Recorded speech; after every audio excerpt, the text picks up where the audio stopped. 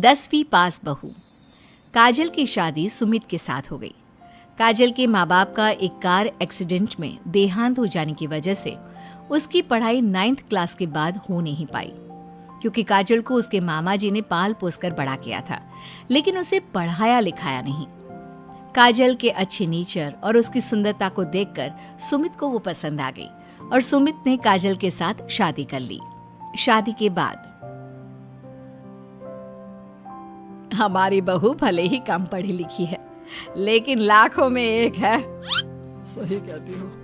पड़ोस वाले शर्मा जी अपनी बहू से बड़े परेशान हैं। उनकी कोई बात ही नहीं सुनती। अरे लेकिन हमारी काजल, वो तो हमारा खूब कहा मानती है और घर का काम भी कितने अच्छे से करती है। सही कहती है मम्मी। पहले मुझे भी लगता था आजकल के जमाने में सिर्फ 9th क्लास पास लड़की कुछ अजीब लगता है, लेकिन घर उसने कितने अच्छे से संभाल लिया है।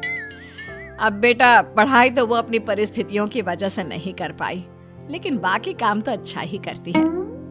अच्छा मम्मी, शाम को मेरे ऑफिस के दोस्त और उसकी वाइफ घर पर आ रहे हैं काजल से मिलने के लिए। अरे ये तो बहुत अच्छी बात है बेटा, लेकर आओ तुम्हारे दोस्तों को। शाम के वक्त काजल, ये मेरा दोस्त अजय है और ये उसकी पत्नी Sonali. Hello Kajal, how are you? Are you working somewhere? माफ करना जी, मैं आपकी बात समझ नहीं पाई। आई एम सॉरी, मैं बस ये पूछना चाह रही थी कि क्या तुम कहीं पर जॉब करती हो या हाउसवाइफ हो? जॉब? आपका मतलब नौकरी ना, लेकिन वो मैं कैसे कर सकती हूँ? ये तुम्हारी वाइफ क्या कह रही है? क्या तुम अपनी वाइफ को जॉब नहीं करवाना चाहते? अरे नहीं नहीं दोस्त, वो बात नहीं है। एक्चुअली काजल सिर्फ 9th पास है ना, इसलिए। Oh my god, are you serious? Sumit आजकल के जमाने में और सिर्फ 9th पास? आजकल तो गांव की लड़कियां भी कॉलेज की पढ़ाई पूरी करती है। काजल, क्यों पढ़ाई नहीं की तुमने? बस मेरे सामने कुछ ऐसी प्रॉब्लम थी जिसकी वजह से मैं पढ़ाई नहीं कर पाई जी। सुमित को अपने दोस्तों के सामने बहुत अजीब लगता है कि सब लोग इतने पढ़े लिखे हैं और उसकी बीवी सिर्फ 9th पास है, लेकिन वो काजल को बहुत पसंद करता था, इसलिए वो काजल से कुछ नहीं कहता। लगता है इनको इनके दोस्त के सामने बहुत अपमान जैसा महसूस हो रहा है।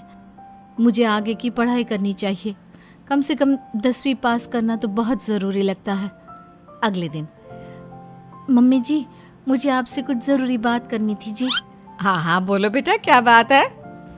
मम्मी जी, दरअसल मैं ना 10वीं क्लास की पढ़ाई करना चाहती हूँ, 10वीं पास करना चाहती हूँ। लेकिन बेटा, अब घर के इतने सारे काम, जिम्मेदारियों के बीच तुम 10वीं की पढ़ाई कैसे करोगी? पापा जी, मेरा बहुत मन है, प्लीज मना मत करिए ना जी। अरे ठीक है बेटा, जैसे तुम्हारी इच्छा, तुम 10वीं का फॉर्म भर दो। काजल खुश होते हुए वहां से चली जाती है। कुछ दिनों के बाद, मम्मी, क्या आपने सच में खुश होकर काजल को आगे की पढ़ाई करने की परमिशन दे दी? मेरा मतलब है, वो पढ़ाई करेगी तो घर का सारा काम, जिम्मेदारी कौन संभालेगा? अरे देखो बेटा, काजल हमारा इतना ख्याल रखती है, अब उसने हमसे परमिशन मांगी थी तो हम कैसे मना कर देते। और वैसे भी एक बार एग्जाम देने दो, उसका मन रह जाएगा। तुम्हें क्या लगता है, अब शादी के बाद 10वीं की परीक्षा पास करना आसान होता है क्या? अरे कुछ हो या ना हो, पर अगर हम मना कर देते तो उसे बुरा लग जाता ना। हाँ, वैसे आपकी बात तो ठीक है। मम्मी पापा, हमें काजल का दिल नहीं तोड़ना चाहिए। अगर कुछ होगा तो ठीक है, नहीं तो कोई बात नहीं। वैसे भी एग्जाम पास करना बहुत मुश्किल सी बात है। 1 महीने के बाद, मम्मी जी, मुझे 10वीं का एग्जाम देना था, लेकिन एक प्रॉब्लम है। अरे क्या हुआ बेटा, बताओ मुझे। मम्मी जी, मैं प्रेग्नेंट हूँ और ऐसी हालत में मुझसे पढ़ाई और काम दोनों चीजें नहीं हो पा रही है। अरे कोई बात नहीं बेटा, तुम अंदर कमरे में जाकर आराम करो, हम कुछ सोचते हैं। काजल के जाने के बाद, मैंने कहा था ना, इसे अपने मन की कर लेने दो। हम मना करते तो बेकार में बुरा मान जाती। अब प्रेग्नेंट हो गई है, पढ़ाई तो वैसे ही नहीं कर पाएगी। सही कहती हो तुम, लेकिन मुझे लगता है कि बहू का 10वीं पास करने का बहुत मन था। मम्मी, उस दिन जब मेरे दोस्त घर पर आए थे ना, तो मैंने काजल का चेहरा देखा था। वो बहुत उदास हो गई थी, शायद उन लोगों के सामने खुद को काफी नीचा महसूस कर रही थी। अरे लेकिन बेटा, हमने तो परमिशन भी दे दी ना। अब प्रेगनेंसी और घर की जिम्मेदारियों के चलते कैसे सबको संभालेगी?